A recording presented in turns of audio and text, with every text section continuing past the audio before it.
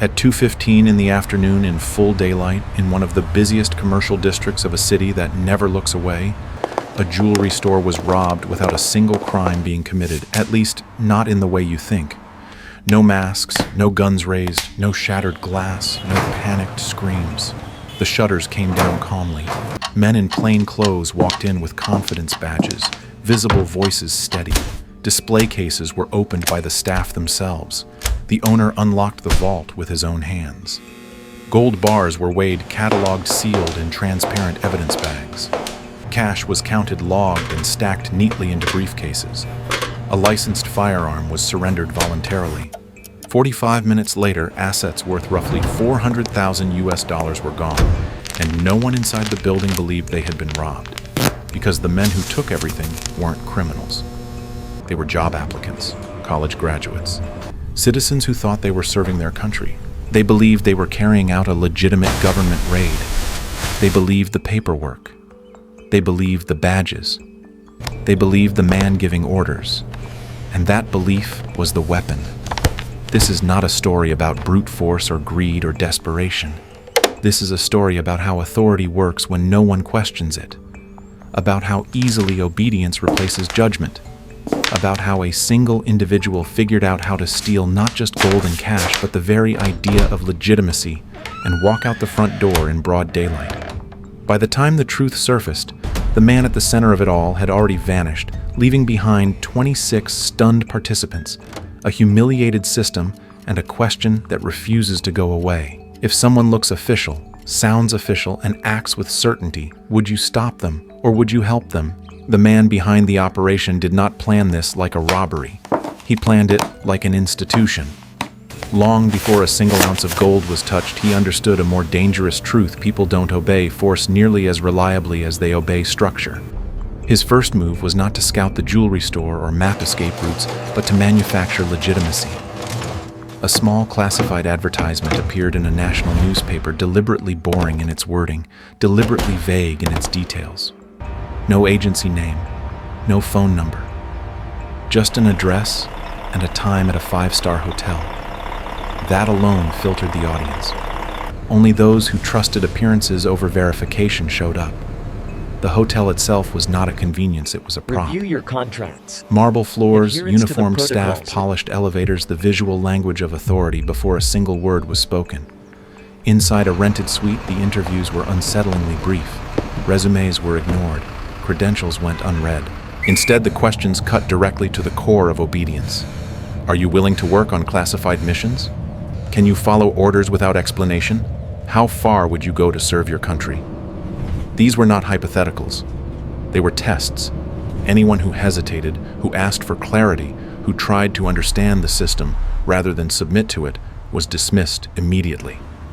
What remained were not the most capable candidates, but the most compliant ones. By nightfall, 26 men had been selected, bound not by training or experience, but by a shared psychological posture deference. From there, the illusion hardened. Identification cards bearing official emblems, government terminology delivered with practiced confidence. A search warrant printed on the right kind of paper, stamped with the right kind of seal. None of it needed to withstand forensic scrutiny. It only needed to survive a glance. That was the brilliance of the design. Real authority rarely invites inspection. It moves quickly, decisively, and assumes consent. The recruits were told they were part of a clandestine unit, that secrecy was paramount, that questions were dangerous. Each instruction tightened the loop. By the time they were handed badges and orders, their identities had already shifted. They stood taller. They spoke less. They had crossed an invisible line from civilians into something they believed was sanctioned power. What this man built was not a team, but a machine, one powered entirely by belief. And once belief is installed, it runs itself. What makes this case unsettling is not the intelligence of the man who orchestrated it, but the ease with which everyone else stepped aside. At no point did the deception rely on extraordinary lies or elaborate theatrics. It relied on something far more common and far more dangerous: the human instinct to obey perceived authority. The recruits believed because obedience had already been framed as virtue. They were young men navigating a brutal job market, raised to equate government service with honor, stability, and moral correctness. When someone wearing the symbols of the state told them that secrecy was essential and questions were disloyal, compliance didn't feel weak, it felt righteous. Doubt in that context felt like betrayal. The jeweler and his staff fell into a parallel trap. Government inspections are designed to intimidate even honest businesses. The language of audit seizures and penalties carries an implied threat resist, and you invite deeper scrutiny. The warrant was never closely examined because the cost of challenging it seemed higher than the cost of cooperation. Fear did the work faster than logic ever could. And outside the store, the city itself became part of the mechanism. A bus marked on government duty was waved through traffic. Pedestrians noticed the posted raid notice and instinctively moved along. No one intervened, not because they were fooled individually, but because authority redistributed responsibility. When something appears official, people assume someone else has already verified it. This is the obedience trap, no single moment of failure, just a chain of small abdications.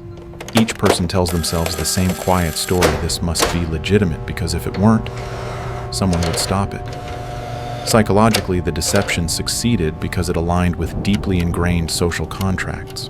We are conditioned to respect hierarchy, to avoid conflict with institutions, to believe that certainty signals legitimacy. The man at the center of this operation understood that confidence is contagious. He spoke without hesitation, issued instructions without explanation, and never paused long enough to invite scrutiny. Certainty, when paired with symbols of authority, overrides instinct. What unfolded inside that jewelry store was not mass stupidity or moral failure. It was a perfectly normal human response to a system designed to discourage questioning. This is why the story refuses to feel distant or foreign. Strip away the location, the uniforms, the accents, and the dynamics remain identical. The unsettling truth is that nothing about this required corruption or violence. It required ordinary people acting exactly as they had been taught to act, placed inside a structure where obedience felt safer than resistance. And once that structure snapped into place, the outcome was no longer in doubt. By the time the operation reached the storefront, the most dangerous part was already complete. The heist no longer depended on deception, it depended on momentum. Everything that followed unfolded with the quiet efficiency of a routine inspection, and that was precisely what made it so effective. The men moved without haste, without raised voices, without the jittery aggression that draws attention. One cut power to the security cameras as if following a checklist. Another disconnected the phone line with the calm precision of a technician. The language they used was procedural, bureaucratic, emotionally flat. Words like inventory documentation and evidence replaced threats and demands. Inside the store, time slowed into a strange, orderly rhythm. Gold was lifted from velvet trays weighed on the shop's own scales, logged into ledgers that looked official enough to silence doubt. Cash was counted and bundled neatly, not grabbed. Nothing was smashed. Nothing was rushed. Violence would have broken the spell. Paperwork strengthened it. Every minute that passed without interruption reinforced the illusion that this was legitimate, sanctioned, inevitable. The real tension wasn't visible on the surface. It lived in the clock. With each passing second, the risk of exposure increased, yet nothing happened. No police arrived. No alarms sounded. No one challenged them. That absence became its own form of confirmation. The most critical moment arrived without drama. The man in charge checked his watch and announced that he needed to leave briefly to supervise another operation. The instruction was delivered casually, as if it were the most normal thing in the world. 2 recruits were ordered to carry the seized materials to the bus. They complied instantly. No one asked why the evidence was being moved first. No one questioned why he would go alone. In a system built entirely on hierarchy, trust flows upward without resistance. When the bus pulled away, there was no chase, no realization, no panic. Inside the store, the remaining men continued to stand guard, still playing their roles, still believing they were part of something official.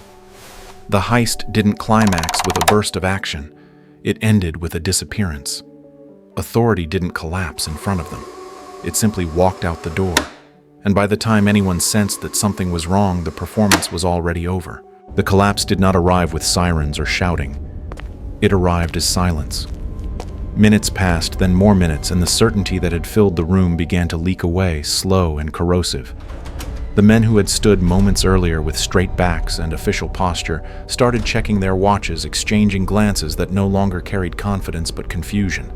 Authority, once so solid, now felt strangely hollow. The order to hold position stretched into something unbearable. If this were real, someone would have returned by now. If this were legitimate, there would be paperwork, follow-up, closure. Instead, there was only waiting. The realization surfaced unevenly, hitting some like a sudden blow, and others like a creeping ache. They had been abandoned. Not reassigned, not delayed. Abandoned. The badges that once felt heavy with meaning now burned against their chests. One man tore his off and dropped it to the floor. Another leaned against the wall, head in his hands, replaying every moment he had nodded instead of questioning. Across the room, the store owner's fear curdled into anger as the truth took shape. The people he had trusted were just as trapped as he was. When the phone line was reconnected and the call to the real police was finally made, there was no resistance, no attempt to flee. There was nothing left to protect. When officers arrived, they found not criminals in motion, but men frozen in shame, surrounded by the debris of a collapsed illusion. Fake IDs lay scattered. Evidence bags sat half-filled, meaningless now. The men surrendered without being asked because surrender was all that remained. The most brutal consequence was not arrest, it was recognition. They understood all at once that they had committed a serious crime while believing they were doing their duty. That knowledge doesn't fade quickly. It settles in reshaping how you see yourself, how you trust authority, how you weigh obedience against judgment. This was the true aftermath of the heist. The money was gone, but something else had been taken from everyone in that room, the comfort of believing that following orders is the same as doing what's right. In the end, the man who orchestrated everything left behind no manifesto, no confession, no traceable identity. He didn't need to. What remained was far more enduring than a suspect profile.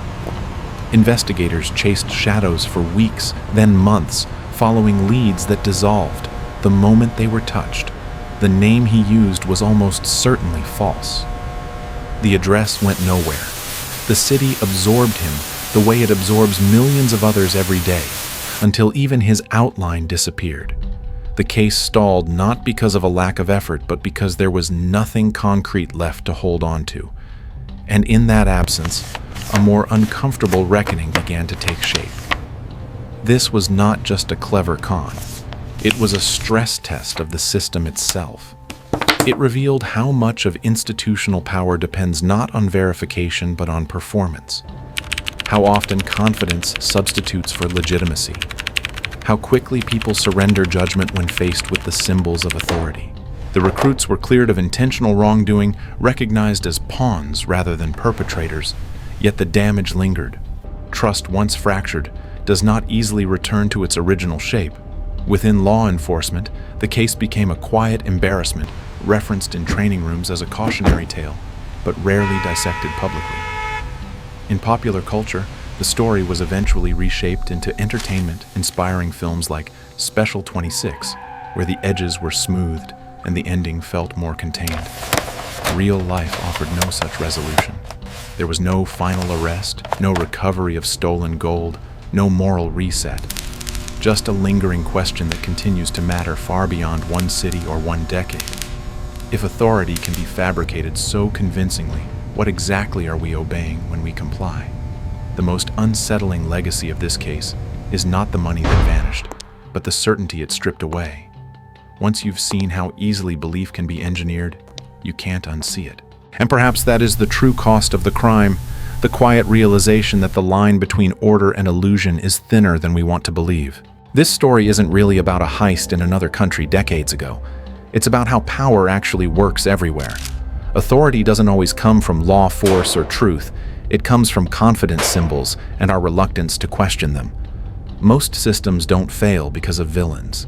They fail because ordinary people are taught that obedience is safer than skepticism. The warning here is simple and uncomfortable. If you don't practice critical thinking, someone else will practice control. If this story made you pause, question, or rethink how you respond to authority, make sure it reaches more people. Like the video, share it with someone who needs to hear it, and subscribe for more investigations. into the hidden mechanics of power.